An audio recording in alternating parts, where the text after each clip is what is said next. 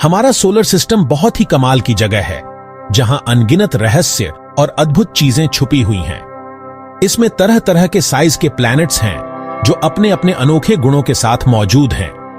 उनमें से एक है वीनस, जो पहली नजर में बिल्कुल धरती जैसा लगता है, मानो ये हमारी जुड़वां बहन हो। इसका साइज भी धरती के बराबर है और ये भी लगभग उतना ही बड़ा है। ये भी धरती की तरह पत्थरों से बना है, जो इसे और भी ज्यादा समान बनाता है, और ये भी सूरज के आसपास हमारे करीब ही चक्कर लगाता है, जैसे धरती करती है। लेकिन इन बातों से धोखा मत खाना, क्योंकि वीनस की असलियत कुछ और ही है। वीनस बहुत ही एक्सट्रीम दुनिया है, हमारी नीली धरती से बिल्कुल अलग, जहां जीवन की कोई संभावना नहीं है। जैसे जैसे हम सोलर सिस्टम के अंदर जाते हैं, हमें वीनस मिलता है, जो अपने रहस्यों से भरा हुआ है। ये प्लैनेट, जो अक्सर रहस्य में छुपा रहता है, एस्ट्रोनॉमर्स और स्पेस के शौकीनों के लिए बहुत दिलचस्प है, क्योंकि ये हमें बहुत कुछ सिखा सकता है।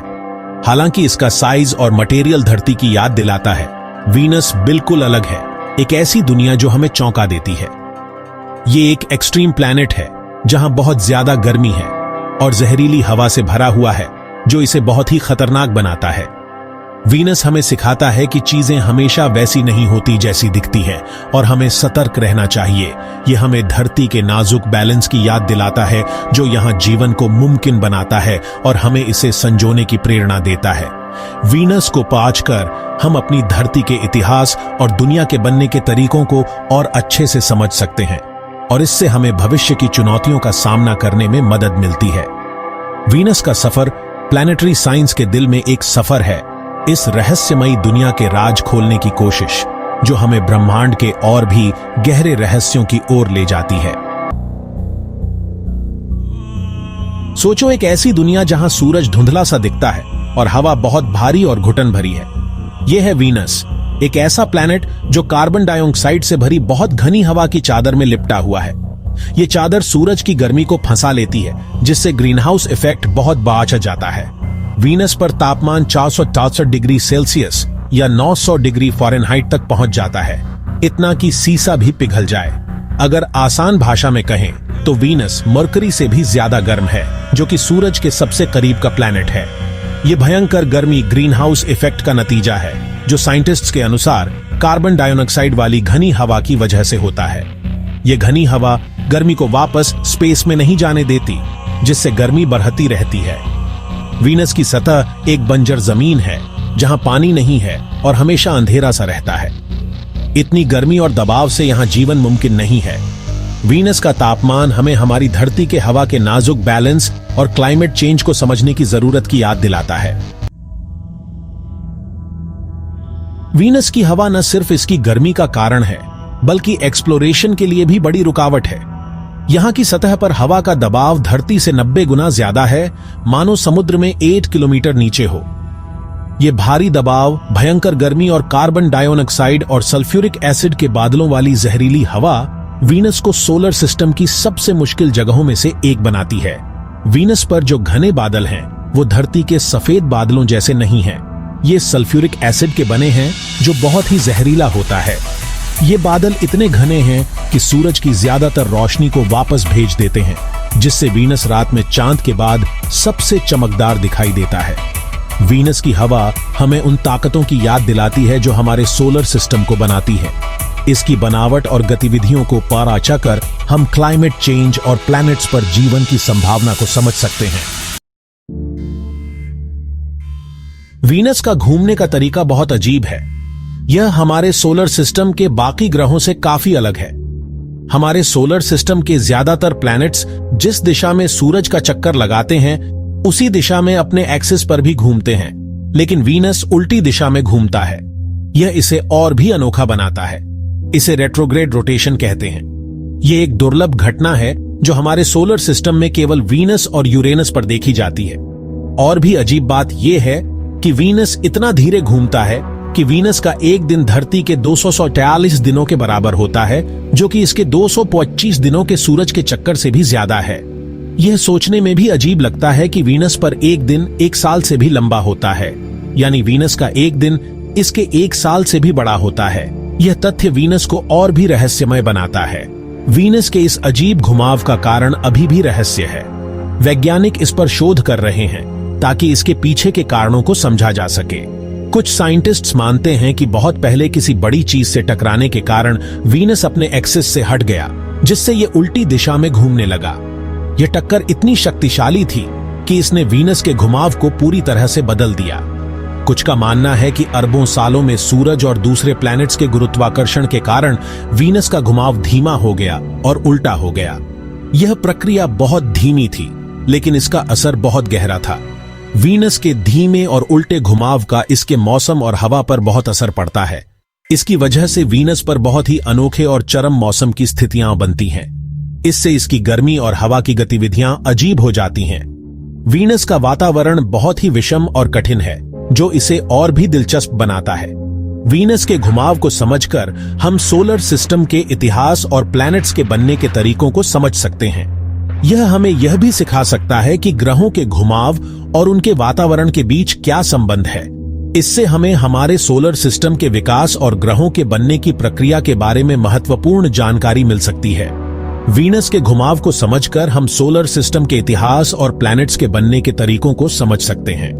यह हमें यह भी सिखा सकता है कि ग्रहों के घुमाव और उनके वातावरण के बीच क्या संबंध है। भाग 5, ज्वालामुखियों का नजारा, उथल पुथल अतीत के निशान। बादलों की घनी चादर के नीचे वीनस ज्वालामुखियों से भरा हुआ है। इसकी सतह ज्वालामुखी के पत्थरों, ऊंचे ज्वालामुखियों और अजीब पैनकेक जैसे ज्वालामुखी के गुंबदों से ढकी है। कुछ साइंटिस्ट्स का मानना है कि वीनस पर आज भी ज्वालामुखी सक्रिय हैं, हालांकि अभी इसकी पुष्टि नहीं हुई है। वीनस पर ज्वालामुखियों के निशान उसके उथल पुथल अतीत के सबूत हैं। इसकी सतह नई है, जिससे लगता है कि ज्वालामुखी की गतिविधियों ने इसे बार बार बदला है। वीनस पर ज्वालामुखियों की संख्या और साइज से पता चलता है कि इसके अंदर बहुत गर्मी और दबाव है। वीनस के ज्वालामुखियों को पराज कर हम प्लैनेट्स के बनने की प्रक्रिया को समझ सकते हैं, हमारे सोलर सिस्टम में और उसके बाहर भी। वीनस, धरती और मार्स के ज्वालामुखियों की तुलना करके साइंटिस्ट्स प्लैनेट्स के अंदरूनी हिस्सों के विकास और ज्वालामुखी की गतिविधियों के कारणों को बेहतर ढंग से समझ सकते हैं।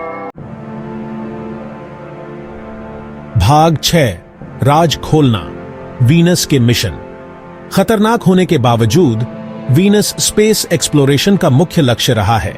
इसकी सतह पर अत्यधिक तापमान और दबाव के बावजूद वैज्ञानिकों ने इसके रहस्यों को उजागर करने के लिए कई मिशन भेजे हैं। रोबोटिक स्पेसक्राफ्ट और लैंडर्स को इसके राज खोलने के लिए भेजा गया है।